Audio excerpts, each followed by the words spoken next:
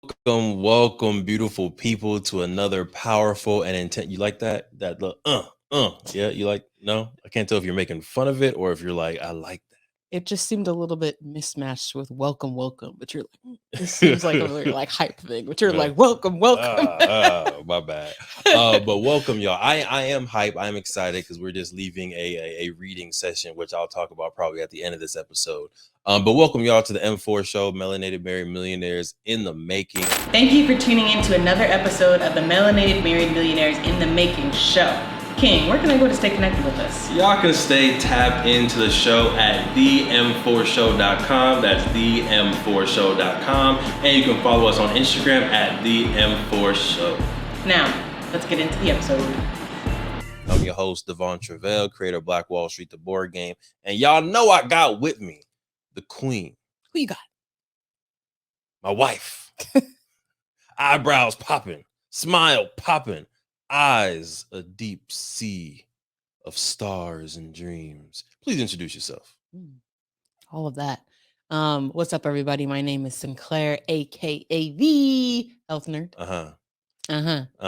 So I want to get into this episode. So I think this was maybe 2 weeks ago, last week, where you showed me an Instagram post where this young lady, I don't know how old she was, I'm just gonna call her a young lady out of respect, was on a first date with somebody.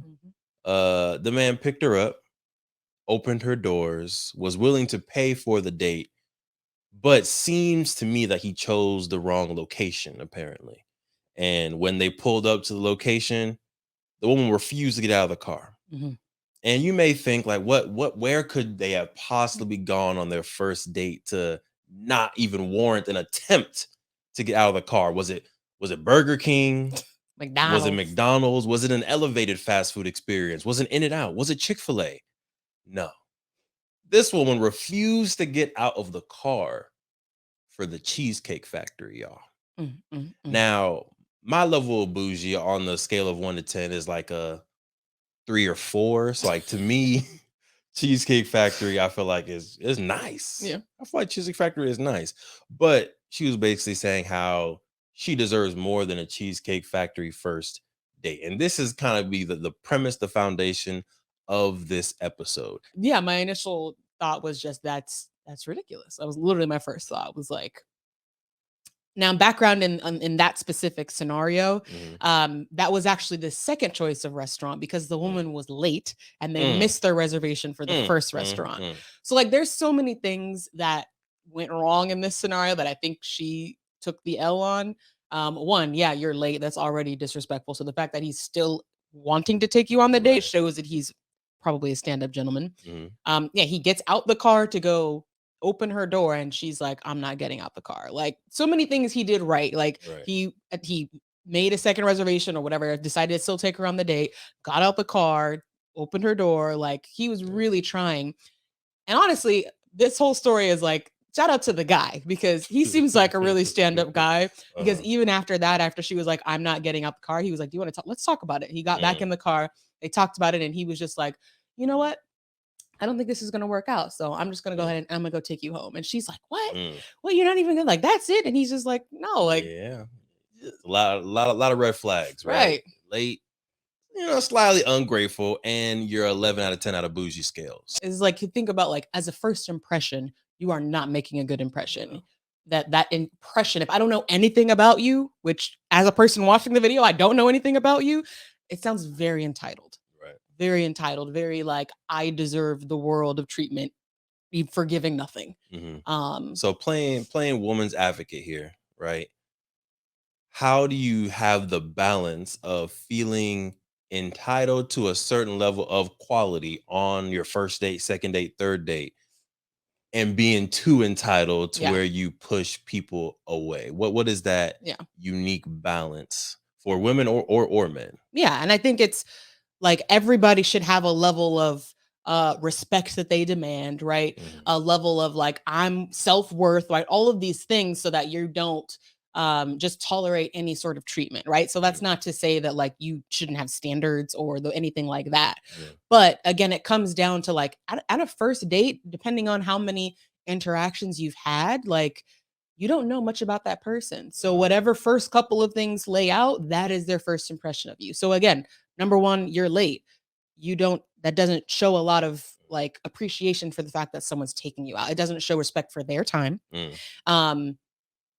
But sorry, going back to your question on like that fine line, I think it's again, is the person showing that they have general respect for you as a person? That's good. Right? That's thing number one. If you don't feel like they are showing respect for you as a person or as a woman or as a man or whoever, then that's red flag number one. But from her point of view, again, we don't know the full story, but what was said so far, it sounds like that was all happening. Right. Made a reservation for a nice restaurant, continued to take you on the date even after you were late. So it's like he's putting in a lot of the effort showing that he's showing you a level of respect, but I'm not sure it's going the other way around based on the interaction. Right. When you're dating with the intent of marriage, what are your what do you need to get out of the first date? Yeah. Right. When your intention is I'm in these streets right now to get out of these streets. Yes. Right. What are some things that you're hoping to get out of that first date? And then you can answer that by maybe going a little bit through our first date experience, how some lines hit and how some lines didn't hit, our good experiences and maybe not so good experiences on that first date back in 2011. Back in the day. Back in our day when we was in the streets. So things that I look for, one of the things that my mom told me years ago, I'm pretty sure we were in Tampa at the same hotel that we were just at for our family reunion, swimming in the pool. And she was like, make sure that you find a man that can make you laugh. And this is high school, middle school? High school, yeah. Okay. And she was like, if you find a man that can make you laugh, you'll never be bored. And I was like, okay, that's good to know. And of course, seeing their relationship, like knowing my dad, I'm like, I totally get it because he is like the jokester, wants to make everybody laugh.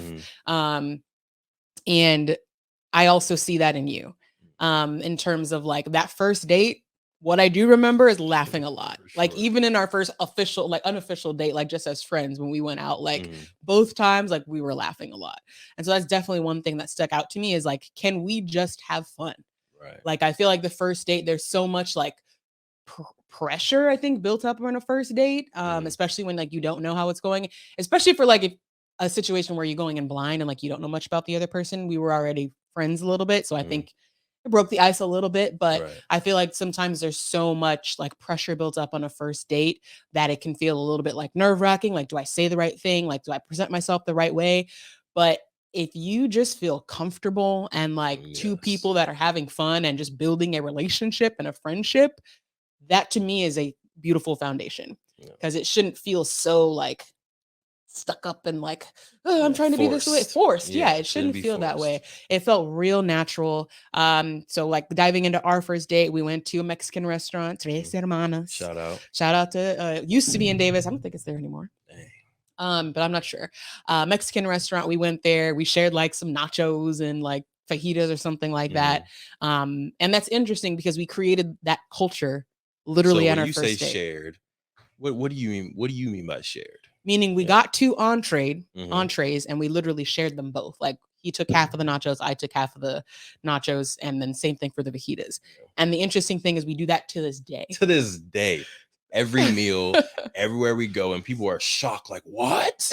Can't believe you share food with each other. Like, we're married. Why wouldn't we share food?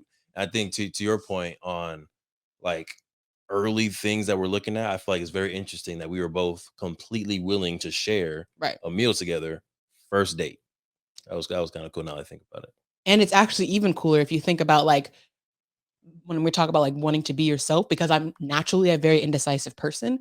When I look at a menu, I'm like, oh, that looks good. Ooh, but that also looks good. And I'm normally like going back and forth, like at least before, like going back, I want one of these two things up until the waiter asks me what I want to order.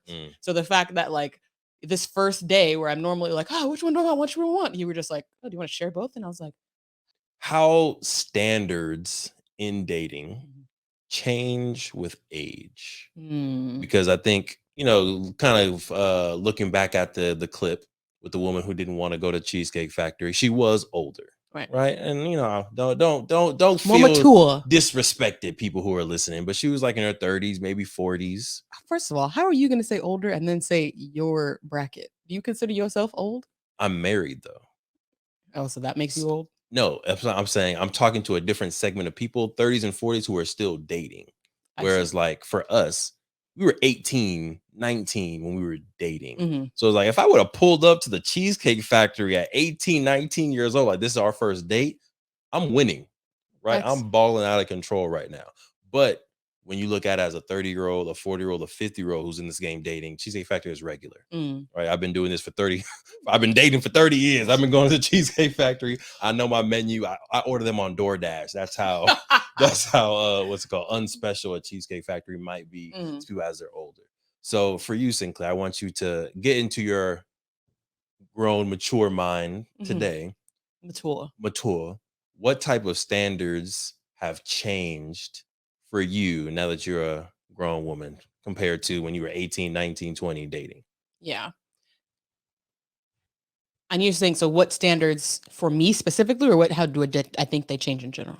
I want to stay specific. Okay. So you can go general, but I definitely want to hear for you as Sinclair, how has dating or how has your love standards shifted? Like, if you were to date right now at 20 something years old, what would be the new expectations for you just because you're older? Mm-hmm. You've seen the world, you've traveled. Yeah. You know what I'm saying? So, like, life changes, your standards change as you get older, I would imagine. Mm-hmm. I feel like I think as you've been through more life, you've gone through more things, like you build confidence through those obstacles that you go through. So I feel like confidence is definitely probably something that grows with age, or that should at least grow with age. Excuse me. I guess I'm speaking more still in a general sense. So for me, like, I want to be treated very special. I want to be treated like you want to spend the rest of your life with me. That's good. But again, it's very hard for me to answer this specific to me because we've been together for so long. So it's true, like, but I feel like still dating wise, I think you can feel the difference whether you're 15, you're 35. I feel like it feels different when someone is treating you like their future wife. Like that. I'm opening the doors, I'm paying for the meals, I'm calling you by your name or terms of endearment. Like, I feel like there's just certain things that you're gonna do as a man when you know this is gonna be the future wife, mother of my kids. I'm about to grow old with this person. Yeah, you treat them different. That's true. So, like, yes, I definitely want that extra treatment that shows, again, like, I at least think there's a future with you. So things like, yes, opening the door is nice. Like, even like early on, like when we would walk down the street, you always did the thing where you were on the outside. I'd never even heard of that before you did. I was kind of like, what's going on? Why are you? Y'all know that, right? If you're walking down the street with your significant other, typically, you know how I do it is the man is supposed to stand on the outside of the street. Now, I've heard multiple things on why you do that. There's something where it's like, if a car is about to drive by and there's a water puddle, the water will hit you first, right?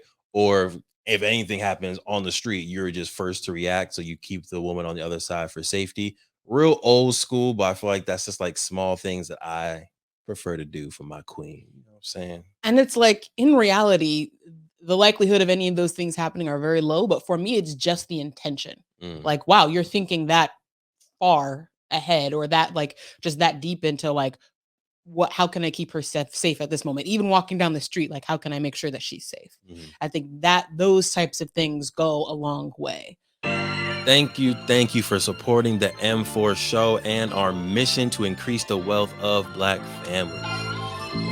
If you received any value from this episode, any value at all, any, do us a favor and give us a like and subscribe on YouTube and Apple, Spotify, anything, all of them, all of them, wherever you're listening. Go ahead and like and subscribe.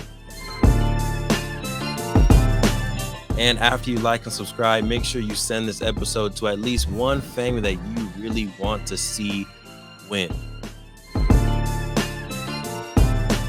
We'll catch y'all next time. Peace.